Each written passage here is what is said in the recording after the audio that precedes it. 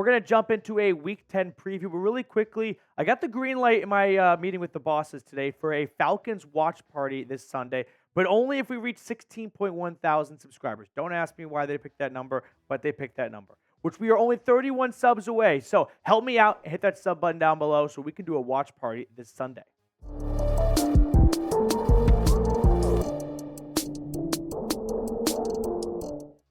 Welcome on in to Falcons Today by Chat Sports. Matthew Peterson here, getting you guys ready for Week 10 against Arizona in a game that I am dubbing, for the first time this year, I've had good discipline about this, a must-win game. It's a must-win game. Round of applause. Taylor Heinicke said they are preparing like it is their Super Bowl week. I don't know if I like that or hate that they are preparing for Super Bowl week in November, but here we are. If you lose to the 1-8 Cardinals, which will have Kyler Murray, and that changes things, and fall to 4-6, you're not eliminated, and you're not dead because the NFC South is such a dead division this year, but it's going to be too tough of a hole to climb out of, and you simply have to take care of business against a one-win team in November. But here are the numbers for both Atlanta and Arizona so far this year. Neither side impressing all that much offensively. It's pretty jarring that the Falcons have the 11th best offense in terms of total yards, but 25th in points per game. Have you ever seen an offense be separated by 14 spots between total yards and points per game? That has to be close to an NFL record.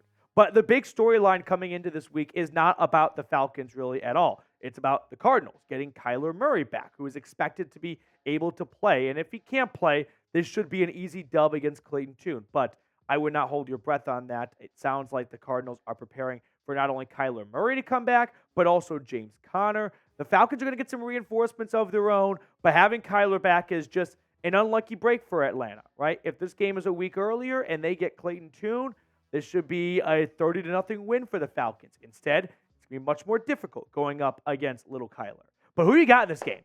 Cardinals or Falcons? Let me know. Be honest, because no one can be all that mad at you if you pick the Arizona Cardinals with the way the Falcons have played the last 2 weeks. But I want your honest opinion in the comment section. Now let's jump into my 5 keys to victory for Arthur Smith. Art, get a pen and paper, write this shit down. First one, keep Kyler Murray in the pocket. You do not have to be an X's and O's guys to figure out Kyler Murray is extremely fast. He is tough to bring down, and forcing him to be a pocket passer is not what he wants to do for 60 minutes to be successful. Now, thankfully, Atlanta's brightest coach so far, it feels like, Ryan Nielsen, took note of this. As Michael Rothstein tweeted out, Falcons DC Ryan Nielsen on Cardinals QB Kyler Murray, we have to keep him in the pocket. So they have to make him a pocket passer. So hopefully we're going to see a lot of that, and this is going to fall a little bit on the linebackers, right? Can Nate Landman and Caden Ellis do a good job as quarterback spies to make sure Kyler does not slip out of the pocket too much? And if he does, he's going to have someone barreling down towards him. Or is this defense not going to be able to contain and set an edge, right? Calais Campbell is a vet. He is not some rookie who doesn't know how to deal with fast quarterbacks. He is going to set a perimeter and keep Kyler Murray inside of that perimeter.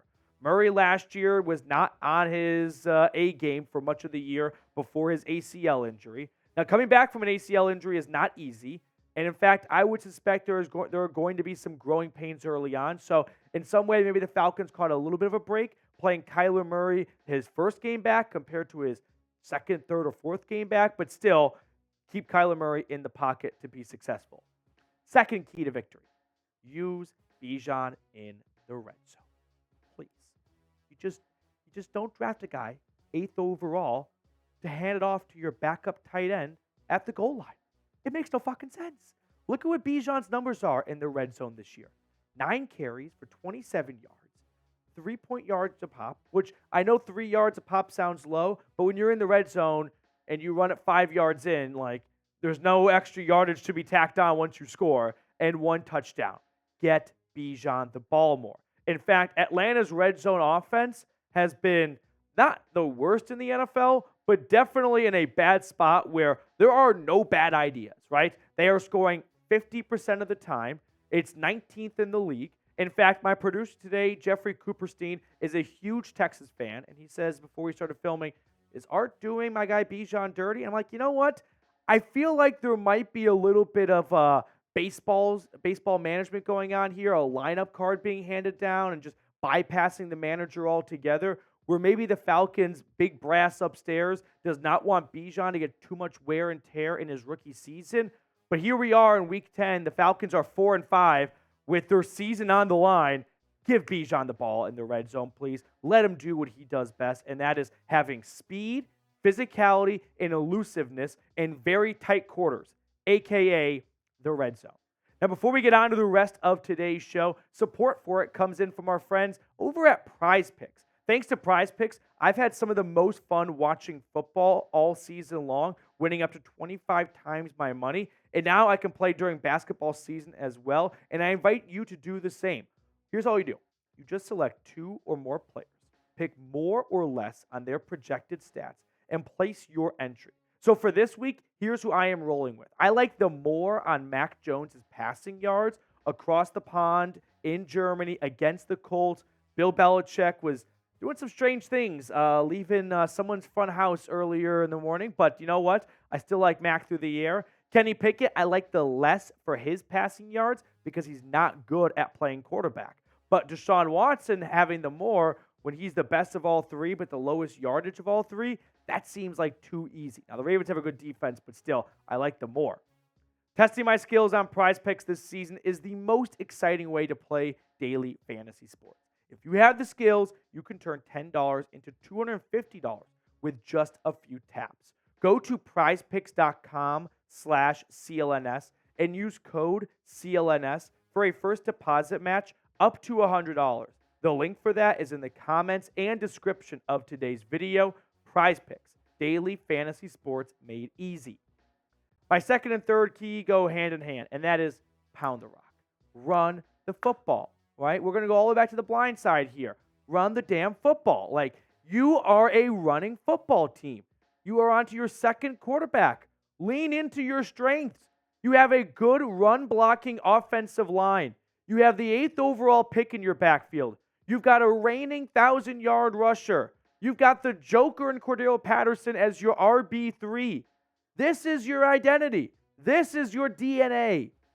Remind yourself of that against a bad Arizona run defense, bottom 10 in the league, when the Falcons should be rushing it way more than they are. They have 270 carries, which that number by itself, I believe, is 6th in the NFL, maybe 4th, but they've also not had their bye yet, where a lot of other teams have had their bye. So if you average out 270 over 9 games, you're going to find yourself closer to number 10 in the league. You are rolling with Desmond Ridder and Taylor Heinicke, and you're not a top 5 rushing offense? What are we doing here? Run the ball. This is your bread and butter. Go back. Make it simple on yourself. My biggest fear for this week is that Arthur Smith, who has already said that after this game, during the bye, they will reevaluate who the starting quarterback will be and proceed the rest of the season with that guy most likely. Well, I'm guessing Arthur Smith wants to know everything there is to know about Taylor Heinicke right now, so he might ask Heinicke to go out there and throw it 30, 35 times, abandon the run a little bit, so he can find out what he has in Heinicke, but at what cost? Oh, well, you didn't run the ball well enough. You didn't run it at all, so you lost to the Arizona Cardinals because you wanted to play discovery mode with Taylor Heinicke. No, run the football. Fourth key to victory for the Falcons. Can we just get a Mack Hollins sighting? I'm not asking for Mack Hollins to go over 100 yards. No, I just want to know he's still on this team because I haven't seen much from Mack Hollins in the last few weeks. Like, you got a nice grab here or two there and there, but I just need a Mack Hollins sighting because Drake London is looking like he will be ready to roll. D. Orlando Ledbetter put out there that no setback wide receiver Drake London back at practice today for the Falcons. So very encouraging to see. He missed last week against Minnesota. They definitely missed him. But overall, I would love to just see a little bit more from Mack Hollins because even if Drake London is going to be back on Sunday, soft tissue injuries, they can kind of flare up a little bit. They can hold you back. You can maybe running at 90 or 85% instead of a true 100%.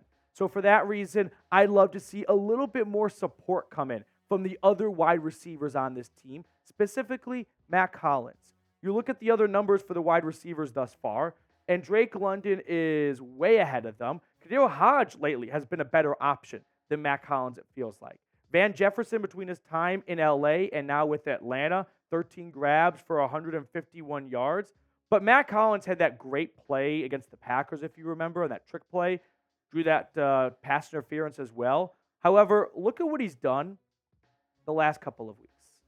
15 targets, 10 receptions, 133 yards. Like, unfortunately, we have not seen a whole lot from the wide receiver 2 on this team. With Drake London coming back most likely, but still not being 100% in my eyes, I would like to see some support come in from the next wide receiver on this depth chart.